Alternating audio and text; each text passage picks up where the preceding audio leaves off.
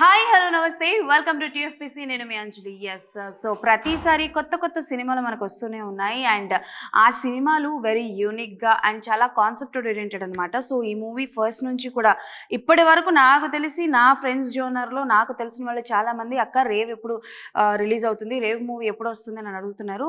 ఎట్టకేలకు finally August 23 మన ముందుకైతే రాబోతుంది. అండ్ రైట్ నౌ నా ముందు క్యాప్టెన్ షిప్ని కొన్న ఓనరు అండ్ అలాగే దాన్ని నడిపే మన క్యాప్టెన్ అండ్ అలాగే ఆయన అండర్లో పనిచేసే వాళ్ళందరూ కూడా ఉన్నారు కాబట్టి ఆ టీం మొత్తంతో మాట్లాడి చాలా విషయాలు తెలుసుకుందాం అనమాట. సో హాయ్ టీం, నమస్తే. నమస్తే. ఎలా ఉన్నారు అందరూ? Good good. మీరు ఎలా ఉన్నారు? నేను కూడా చాలా బాగున్నాను. సో ఫస్ట్ థింగ్ ఏంటంటే would like to ask you director గారు, బేసికల్గా ఫిషర్స్ మ్యాన్కి సంబంధించి ఆర్ఎల్స్ ఈ మత్స్యకారులకి సంబంధించి కాన్సెప్ట్ ఓరియంటెడ్ సినిమాలు చాలా వచ్చాయి, ఈవెన్ దో వస్తూనే ఉన్నాయి. బట్ రేవ్ మూవీ చూడడానికి గల రీజన్ ఏంటి? అసలు ఈ కాన్సెప్ట్ తీసుకోవడానికి మిమ్మల్ని ఎవరు ఇన్స్పైర్ చేశారు? యాక్చువల్గా మనం ఇంతకు ముందు చూసిన సినిమాలన్నిటి కూడా ఈ సీషోర్కి సంబంధించినవన్నీ కూడా ఆంధ్రప్రదేశ్కి దాదాపు 900 కిలోమీటర్స్ లెంత్ ఉన్న సీషోర్ ఉంది మనకి. కానీ ఒక ఒక మత్స్యకారులు ఆ బ్యాక్డ్రాప్ అనగానే అయితే వైజాగ్ వెళ్తారు లేదా కాకినాడ వెళ్తారు. లోపల అవన్నీ కాకుండా ఇంకా చాలా ఇంత ఇంత లెంత్ ఉన్న ఈ సీషోర్లో రూటెడ్గా చాలా మారుమూలు ఉన్న ప్లేసులు చాలా ఉన్నాయి. సో రేవ్ అనేది నేను పుట్టి పెరిగిన ప్లేస్ అలా ఇన్స్పైర్ చేసింది నన్ను. ఈ ప్లేస్ గురించి బయటకు చెప్పవచ్చు. ఇక్కడున్న స్టోరీస్, ఇక్కడున్న కల్చరు, ఇక్కడున్న మనుషులు, ఇక్కడున్న ఈ వాతావరణం గురించి అంతా ఈ ఎక్స్పీరియన్సెస్ అన్ని బయటికి చెప్పడం అనేది నాకు అందులో పెద్ద కమర్షియల్ సినిమా కనిపించింది. మోర్ దెన్ ఏ ప్లేస్, అందులో పెద్ద కమర్షియల్ సినిమా, అందులో పెద్ద స్టోరీ, పెద్ద క్యారెక్టర్స్, పెద్ద ఈవెంట్స్. మేబీ నేను స్టార్స్ని అప్రోచ్ అవ్వలేకపోవచ్చు, మేబీ నేను స్టార్స్తో అది చేయలేకపోవచ్చు, కానీ ఆ విజన్ నేను ఏవైతే చూస్తూ పెరిగానో, ఏవైతే వింటూ పెరిగానో అది స్క్రీన్ మీద ప్రొజెక్ట్ అయితే డెఫినెట్గా ఆడియన్స్ ఆ థ్రిల్ ఫీల్ అవుతారనేది అయితే ఆ ఫీలింగే ఎక్కువ ఇన్స్పైర్ చేసింది ఈ స్టోరీ ప్రిపేర్ చేయడానికి. కానీ సో బేసికల్గా as a director point of వ్యూలో అడుగుతున్నా. సో మనకి ఇప్పుడు తండేల్ రాబోతుంది అండ్ అలానే దేవరా కూడా ఆల్మోస్ట్ సంథింగ్ రిలేటెడ్ టు సీకి, సముద్రానికి సంబంధించిన కాన్సెప్టే. సో ఈ కొన్ని సీన్స్ కావచ్చు, కొన్ని పోస్టర్స్ కావచ్చు, లైక్ మీ ప్రొడక్షన్ క్వాలిటీ అయితే అదిరిపోయింది టు బి వెరీ ఫ్రాంక్ చెప్పాలంటే. సో అంటే లైక్ ఎక్కడైనా అనిపిస్తుందా మేబీ అంటే లైక్ దానికి దీనికి ఏమైనా కంపేర్ చేస్తారేమో ఏంటి? We're very secured with our own content. ఎందుకనంటే అందులో చాలా మంచి కంటెంట్ ఉండొచ్చు, చాలా మాకంటే కూడా చాలా పెద్ద పెద్ద బ్లాక్ బస్టర్స్ అయిపోయి ఉండొచ్చు. బట్ అవేవి రేవు కాలేవు. రేవు ఇచ్చే ఎక్స్పీరియన్సెస్ అనేవి వేరే సినిమాలోంచి రావనేది మా అందరి నమ్మకం. ఓకే, కథ ఎక్కడ మొదలైంది అంటే ప్రతి కథ మొదలవడానికి ఒక నాంది పక్కాగా ఉంటుంది, ఏదో ఒక సిచ్యువేషన్ ఇన్స్పైర్ చేస్తూ ఉంటుంది. సో అలా మీ ఈ రేవు అన్న స్టోరీ మా ముందుకి రావడానికి మీరు ఎంత కష్టపడ్డారో మాకు అర్థమవుతుంది. బట్ మీ పెన్ ఆ పేపర్ మీద పెట్టడానికి గల సిచ్యువేషన్ ఏంటి, కారణాలు ఏంటి? అంటే పర్టికులర్గా ఒక చిన్న మూమెంట్తో స్టార్ట్ అయింది అయితే ఏం కాదండి. నేను ఆ ప్లేస్ ఎక్స్ప్లోర్ చేసినప్పుడల్లా నేను పుట్టిన ప్లేస్ దగ్గర నుంచి ఒక 5-6 కిలోమీటర్స్ సరదాగా ఫ్రెండ్స్తో బయటికి వెళ్ళినప్పుడు కానీ, చూస్తున్నప్పుడు కానీ, ఆ రేవు ఒడ్డు నుండే పడవలు అవన్నీ చూస్తున్నప్పుడు ఒక సినిమాటిక్ వైబ్ అనిపిస్తుండేది. ఇది నేను ఒక రేపల్ అని చెప్పి షార్ట్ ఫిల్మ్ కూడా ట్రై చేశాను. అందులో కూడా సేమ్ లిటిల్ బిట్ ఒక చిన్న, ఈ సినిమాకు చిన్న టీజర్ లాంటిది. దానికి దీనికి కంప్లీట్గా సంబంధం లేదు, బట్ ఆ జియోగ్రఫీని ఎక్స్ప్లోర్ చేయడానికి కోసం చేసిన ఒక ఎక్స్పెరిమెంట్ అది ఆ రేపల్ అనేది.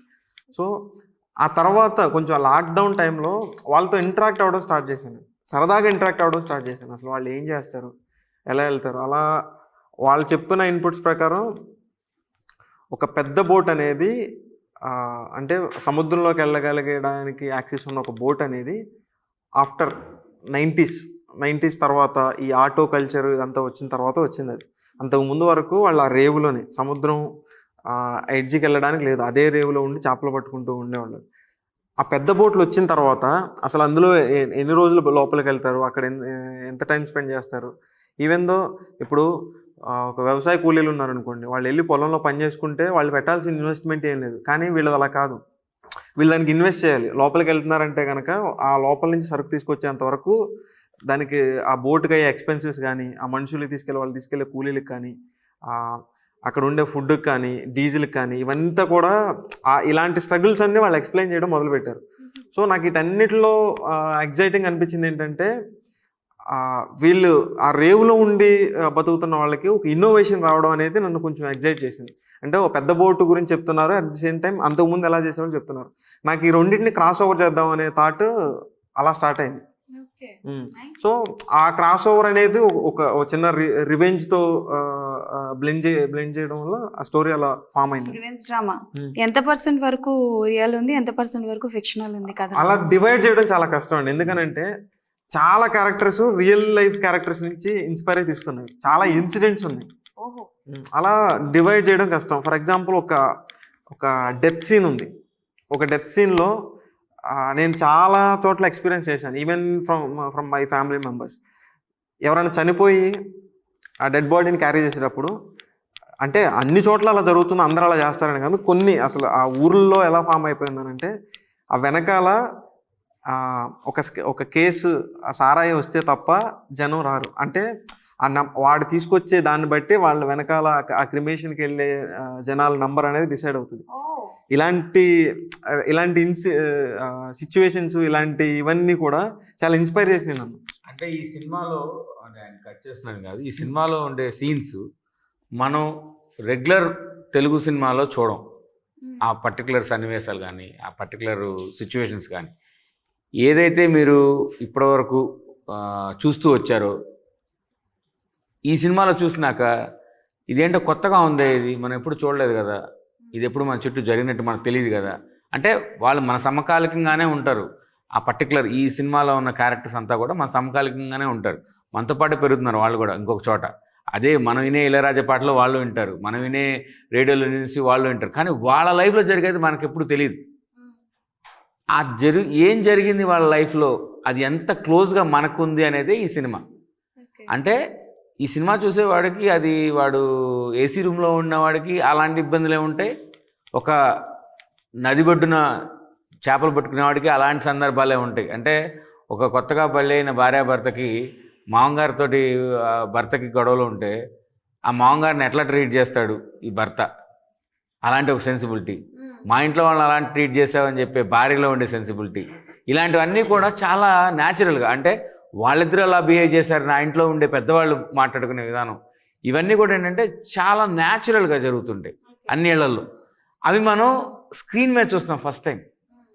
ఇప్పటివరకు చూసిన పేరెంట్ అత్తగారు మామగారు సీన్లు మీరు సినిమాలో చూసినవి, ఇది కొత్తగా ఉంటుంది కానీ మనకు తెలిసిందే ఉంటుంది. అది చూసినప్పుడే మీకు ఆ ఫీల్ కలుగుతుంది అనమాట. రియల్ ఇన్సిడెంట్స్ మనం చూస్తున్నాం, కాకపోతే అవి జరిగినాయి అక్కడ నిజంగానే. బట్ అది ఇప్పుడు సినిమాలో మనం చూపిస్తున్నాం. మీరు పాజిటివ్ క్యారెక్టర్ చేస్తారు, ఈయన నెగిటివ్ క్యారెక్టరా? ఓకే, సరే కూర్చున్నా. మీరు వెయిట్ బాగా పుట్ ఆన్ అయ్యి లాస్ అయినట్టున్నారు క్యారెక్టర్ కోసం. క్యారెక్టర్ కోసం మనోడు చూపించినప్పుడు కొంచెం చేశాడు, రాకపోయేసరికి తమ్ముడు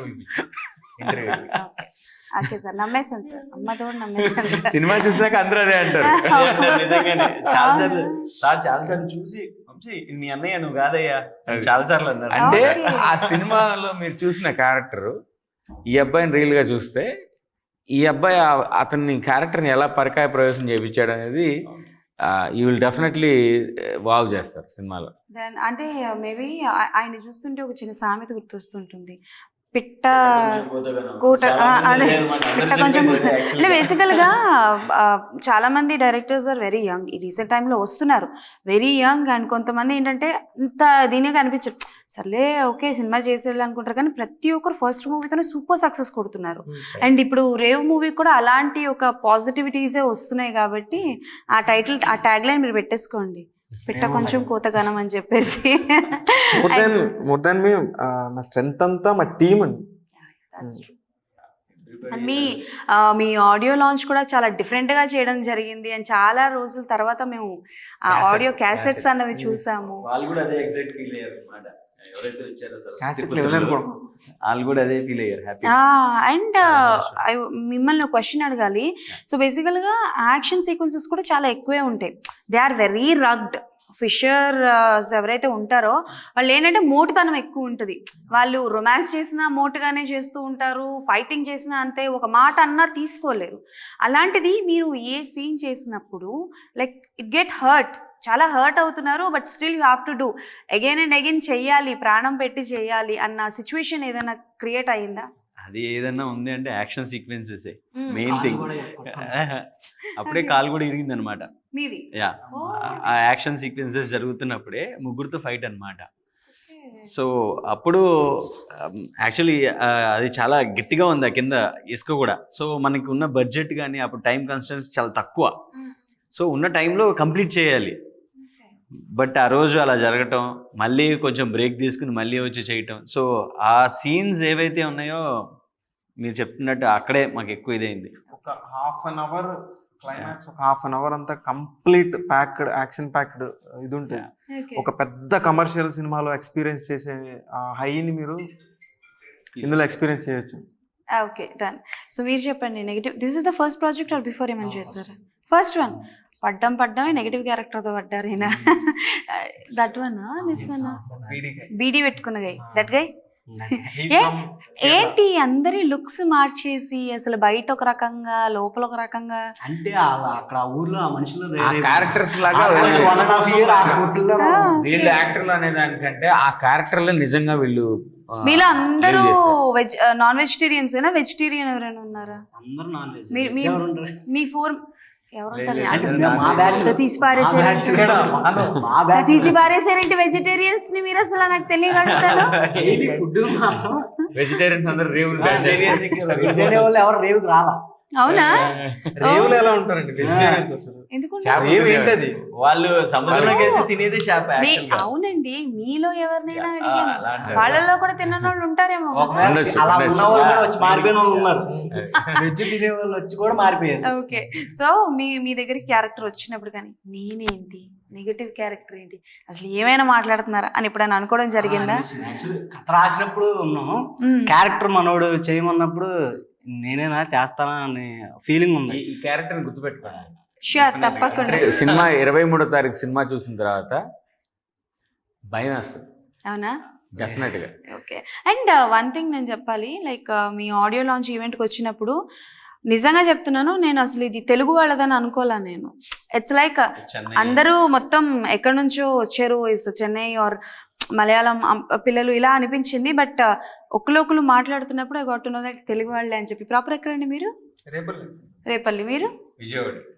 గుంటూరు. గుడివాడ. మొత్తం మ్యాచ్ అంతా ఇక్కడే ఉన్నారు కదా. Okay, done. సో ఇలాంటి విలన్ క్యారెక్టర్స్ ఆల్రెడీ మనకి చాలానే వచ్చినాయి కదా. మీకు ఈ క్యారెక్టరైజేషన్ చెప్పినప్పుడు ఎవరిదైనా రిఫరెన్స్ కింద ఏదైనా సినిమా చూడటం లాంటివి ఏమైనా జరిగాయా? అంటే ఈ టైప్ ఆఫ్ క్యారెక్టర్ విలన్ సినిమాల నుంచి ఇన్స్పైర్ అవ్వడం అనేది అసలు ఇంపాసిబుల్. విలన్స్ ఉన్నారు. చెప్పండి సార్. ఈ సినిమాలో విలన్ ఏ సినిమాలో రాలేదు. ఓకే, ఏ సినిమాలో రాలేదు. నేను నా ఎక్స్పీరియన్స్ తోటి చెప్తున్నా, ఇలాంటి ఒక విలన్ క్యారెక్టర్ రాయాలంటే ఒక డైరెక్టర్కి ఎన్ని గట్స్ ఉండాలో అన్ని గట్స్ తోటి రాశాడు ఆ డైరెక్టర్. ఆ రాసిన గట్స్ తోటి యాక్ట్ చేశాడు ఆ యాక్టర్. మనోభావాలు దెబ్బతింటే లేదు, అంటే ఒక్కొక్కసారి మనకి అలాంటి విలన్ ని చూస్తే, పాతాళ భైరవిలో ఎస్వి రంగారావు గారిని చూస్తే ఆ రోజుల్లో ఎలాంటి భయం వేసిందో, ఈ అతిశక్తికి చెప్పట్లేదు ఇది. అలాంటి భయం ఈ సినిమాలో విలన్ని చూసాక, ఈ సినిమాలో విలన్ని చూసినాక వెయ్యలేదు అంటే నేను అసలు సినిమాలు చూడటం మానేస్తాను. అంటే అంత అంత ఇంటెన్స్ ఉన్న విలన్స్ వీళ్ళు. వీళ్ళని గుర్తుపెట్టుకోండి, అందుకే చెప్పింది వీళ్ళిద్దరిని గుర్తుపెట్టుకోండి. ఇంకొక అతను ఉన్నాడు, అతని పేరు సుమేష్. అతను ఒక సీక్వెన్స్, ఒక యాక్షన్ సీక్వెన్స్ కానీ ఏదైనా కానీ సీక్వెన్స్ స్టార్ట్ చేస్తే ఆపడానికి మేము చాలా కష్టపడాలి. క్యారెక్టర్ అంత లోపల ఇన్వాల్వ్ అయిపోయింది. సీక్వెన్సెస్ అని చెప్తాను, తను రియల్ గా కొట్టుకునేటట్టు ఉండేవి. ఎవరిని కొడుతున్నాడో, ఎందుకు కొడుతున్నాడు మర్చిపోతాడు. మీరిచ్చే ఎలివేషన్స్ బాహుబలిలో కట్టప్ప బాహుబలిని ఎందుకు చంపాడు తెలుసుకోవడానికి ఉన్నంత ఎలివేషన్స్ ఉన్నాయి. ఆ క్యారెక్టర్స్ కోసమైనా మీరు వెళ్ళాలి. వెళ్తాం సార్, మేము వెళ్తాం పక్కాగా. మాకు ఇది సపరేట్ టీమ్ కాబట్టి we have to go. Me audience తీసుకున్నాం, మీరు చూస్తారు, మీరు 10 మందికి చెప్తారు. ష్యూర్, తప్పకుండా. నేను చెప్పాను కదా, అది positive vibes are there. And నేను లైక్ బిఫోర్ చెప్పినట్టు కూడా నాకు చాలా మంది అడిగారు, లైక్ ప్రెస్ మీట్ ఉంది, ప్రెస్ షో ఉందంటే రేవ్ మూవీ దాకా నేను కూడా వస్తాను, నాకు తెలిసిన వాళ్ళు ఉన్నారు. So they are asking about ఎప్పుడు రిలీజ్ అవుతుంది ఏంటి అని చెప్పేసి. ఇంత హైప్ రావడానికి కారణం మాత్రం ప్రభు గారు. మేము అక్కడికే అసలు వస్తాం. ఫస్ట్ ఆయన లేకపోతే మేము ఈ స్టేజ్ మీద లేము. సార్ అందరినీ కనెక్ట్ చేసింది ఆయనే, మన రాంబాబు గారు, పరతనారాయణ రాంబాబు గారు. వాళ్ళిద్దరు కాంబో ఎలాంటిదంటే అది డెడ్లీ కాంబో. మనకి ఒకప్పుడు కృష్ణ ఓపెనింగ్ బ్యాటింగ్కి గవాస్కర్ అను కృష్ణమాచార్య శ్రీకాంత్ వెళ్తే ఎలాంటి ఫీలింగ్ వచ్చేదో ఇండియా టీంకి, అలాంటి ఒక టీం వాళ్ళిద్దరు. సార్ నేను అంటే సారీ అడుగుతున్నాను, నేను అనుకోకండి, మీరు ఇంటర్వ్యూస్ ఉన్నాయంటే ప్రిపేర్ అయ్యి వచ్చారా సార్? పొద్దుటి నుంచి చూస్తున్నాను, ఏదో ఒక ఆప్షన్, ఏదో ఒకటి. అంటే బేసికల్ గా నేను మార్నింగ్ నుంచి చూస్తున్నా, ఇన్ఫర్మేషన్ ఉంటుంది అసలు. దాదాపు ఒక 10-12 ఇంటర్వ్యూలు ఆయన ఇచ్చారు. ఏ ఇంటర్వ్యూలో ఎనర్జీ తగ్గట్లా, ప్రతి ఇంటర్వ్యూలో ఒక ఇంటర్వ్యూలో చెప్పింది వేరే ఇంటర్వ్యూలో చెప్పట్లా, ఎవరి గురించి అడిగినా సరే ఏదో ఒకటి మీరు చేసి. గమనిస్తే మూవీలో ఎప్పుడైతే ఏదైనా క్వశ్చన్ అడుగుతారో సార్లో వేరే ఈ సినిమాకి అంత ఎనర్జీ ఉంది. And one thing, A cinema అయినా సరే అంటే ప్రేక్షకుల దగ్గరికి వెళ్లే కంటే ముందు మీడియా దగ్గరికి వెళ్తుంది. సో ఆ మీడియాలోనే ఉన్న హెడ్స్ మీతో పాటు ఉన్నారు. ఒకటి మా పార్వతీనన్న రాంబాబు అన్న అండ్ ప్రభు గారు. యా, సో అంటే లైక్ వాళ్ళు ఒప్పుకొని తీసుకోవడానికి గల రీజన్ ఏంటి, ఎలా వచ్చారు ఏంటి? బికాస్ ఒక సినిమా చూసి ఆ సినిమా బాగుందా లేదా, దాంట్లో ప్లస్లు మైనస్లు కూడా చెప్తారు. ఎంత బాగున్న సినిమాకైనా సరే as a media point of view ఏదో ఒకటి చూస్తుంటారు. అలా ఏమైనా మార్పులు చేర్పులు చెప్పడం లాంటివి జరిగాయా? ఇద్దరు చాలా చిన్న మార్పులు అండి, చాలా చిన్న మైన్యూట్ మార్పులు. ఎందుకంటే వీళ్ళు చేసిన ప్రాజెక్టు మాకు ఎట్లాంటి ఎగ్జైట్మెంట్ ఇచ్చిందో వాళ్ళు కూడా అదే కంటిన్యూ చేస్తాం. వాళ్ళ దగ్గరికి వచ్చిన ఎగ్జైట్మెంట్ నా దగ్గర తీసుకొచ్చారు. మేము ముగ్గురు కలిసి చూసినప్పుడు కూడా మా ముగ్గురికి కూడా ఒకటే పాజిటివ్ వైపు వచ్చింది. మైన్యూట్ కరెక్షన్స్ అనమాట, ఎడిషనల్స్ ఇంకొద్దిగా యాడ్ చేస్తే ఇంకొద్దిగా ఎన్హాన్స్మెంట్, అంటే ఇక్కడ అది చేస్తే బాగుంటుంది ఇట్లా అనే తప్పితే కథాపరంగా ఏమి మార్పులు చేయలేదు అసలు. కథాపరంగా కానీ క్యారెక్టర్లో మన ఇన్వాల్వ్మెంట్ చేయడం కానీ అంటే చెప్తాను కదా, అంత బాగుంది అది ఆల్రెడీగా. సో ఎలాగైతే అంటే లైక్ డెస్టినీ అని అంటారు కదా, అలా కథ ప్రభు గారిని వెతుక్కుంటూ వెళ్ళినట్టుంది. అండ్ అంటే లైక్ ఎన్ని ఇయర్స్ బ్యాక్ కథ ఇది, ఎప్పుడు చేశారు ఏంటి? అంటే కోవిడ్లో స్టార్ట్ అయిందండి. కోవిడ్లో స్టార్ట్ అయిందంటే అప్పటి నుంచి చేసుకుంటే రాలేదు. మా పర్మిసెస్లో ప్రీ ప్రొడక్షన్, మా కొన్ని రోజులు ప్రీ ప్రొడక్షన్, కొన్ని రోజులు షూట్ చేసుకోవడం, కొన్ని రోజులు డబ్బులు లేక ఆగిపోవడం. అది ఎలా అయిందనంటే, ఇది ఈ స్టోరీగా నేను కథగా ఎవరికైనా చెప్తే, నేను ఎంత పెద్ద ప్రొడ్యూసర్కి చెప్పినా, ఏ పెద్ద స్టార్కి చెప్పినా డెఫినెట్గా ఈ రేవ్ ఇలా అవ్వదు. దీన్ని కథగా చెప్తే నాకు తెలిసి డైజెస్ట్ చేసుకోవడం చాలా కష్టం. చాలా రెగ్యులర్ టిపికల్ లైన్ మనం చిన్నప్పటి నుంచి చూస్తున్న ఒక తెలుగు సినిమా టెంప్లెట్ ఇది. ఓ హీరో ఉంటాడు, విలన్ ఉంటాడు, విలన్కి హీరోయిన్కి కాన్ఫ్లిక్ట్ వస్తుంది, రివెంజ్ తీర్చుకుంటారు అనేది మనం అందరం చూసేసింది. కానీ మేము ప్రజెంట్ చేసిన మా నమ్మకం అంతా ఏంటంటే మా ప్రజెంటేషన్ పైన, అది ఆర్టిస్టుల పర్ఫార్మెన్స్ అవ్వచ్చు, టెక్నీషియన్స్ వర్క్ అవ్వచ్చు, మా సైడ్ నుంచి ఇచ్చిన రైటింగ్ దీనిలో అవ్వచ్చు, అది వాళ్ళు సినిమాగా చూస్తేనే అది అర్థమవుతుంది. సో మేము కింద పైన పడి దాన్ని చేసి తీసుకెళ్ళడం అనేది చాలా యూజ్ అయింది మాకు. అది వాళ్ళు చూసిన తర్వాత క్లియర్గా చిన్న లోపాలు అవన్నీ ఉన్నా కూడా వాళ్ళకి అర్థమైపోయింది. ఓకే, వీళ్ళ క్యాపబిలిటీ ఏంటి, ఏం చేయగలరు అనేది వాళ్ళకి అర్థమైన తర్వాత అక్కడి నుంచి తీసుకెళ్ళిన స్పీడ్ వేరే. అసలు మేము ఒక 3 సంవత్సరాలు దగ్గర 2.5-3 years మేము పడిందంతా కూడా ఒక 6 monthsలో అలా. సో 3 years నుంచి మీ అందరి జర్నీ? లేదు, 6 months. ఏప్రిల్ నుంచి మా జర్నీ, సార్ డిసెంబర్ నుంచి. Okay. And one thing, if in case కొత్త టీం కాకపోతే ఇండస్ట్రీలో వీళ్ళకైతే బాగుంటుంది, కాంబో అయితే బాగుంటుందని ఎప్పుడైనా అనుకున్నారా? అనుకుంటే ఎవరు? అంటే అలా అనుకునే ఫ్యాంటసీస్ చాలా ఉంటాయి, కానీ ఈ స్టోరీకి అయితే అలా ఏం అనుకోలేదు.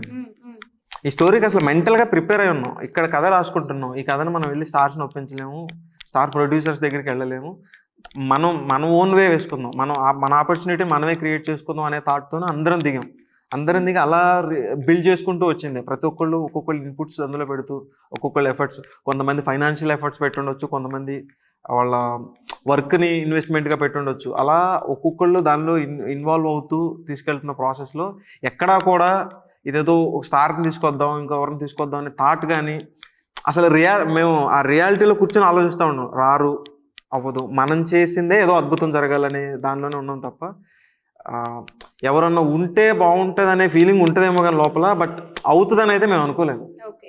నమ్మింది ఒకటే ఏంటంటే కంటెంట్ దాన్ని అదే తీసుకెళ్తుందని ఒకే నమ్మకం. సో పెద్ద చేప చిన్న చేపని తినేస్తూ ఉంటుంది. అది ప్రతి ఒక్క సొసైటీ, ప్రతి ఒక్క ఆర్గనైజేషన్స్, ప్రతి ఒక్క దాంట్లో జరిగేదే.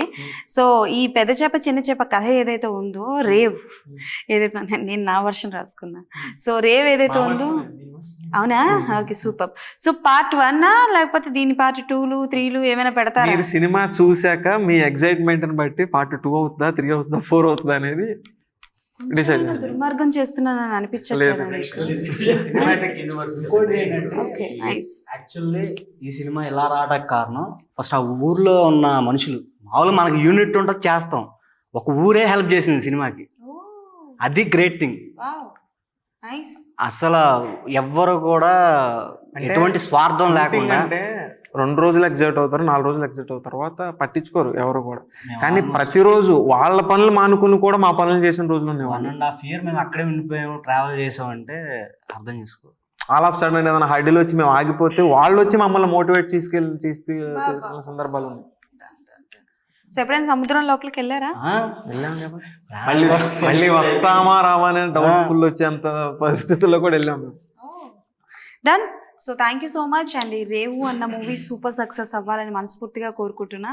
August 23rd రిలీజ్ అయ్యాక ఇండస్ట్రీ నుంచి మంచి మంచి వాళ్ళ దగ్గర నుంచి కాల్స్ రావాలి. అఫ్ కోర్స్ మీడియా సపోర్ట్ ఉంది కాబట్టి, మా మీడియాలోని పెద్దలు మీతో పాటు ఉన్నారు కాబట్టి మా మూవీ సూపర్ సక్సెస్ అవ్వాలని మనస్ఫూర్తిగా కోరుకుంటున్నా. Thank you so much. Media వాళ్ళకి కూడా చాలా థ్యాంక్స్. కలుద్దాం. ఎస్, సో చెప్పారు కాబట్టి 23rd అందరూ థియేటర్స్కి వెళ్ళి రేవు మూవీ చూసి ఎలా ఉంది ఏంటి అని కింద కమెంట్స్లో మెన్షన్ చేయండి. మళ్ళీ ఇంకొక ఇంటర్వ్యూతో డెఫినెట్లీ మీ ముందుకు వచ్చేస్తాను. అప్పటి వరకు keep watching TFPC, signing off.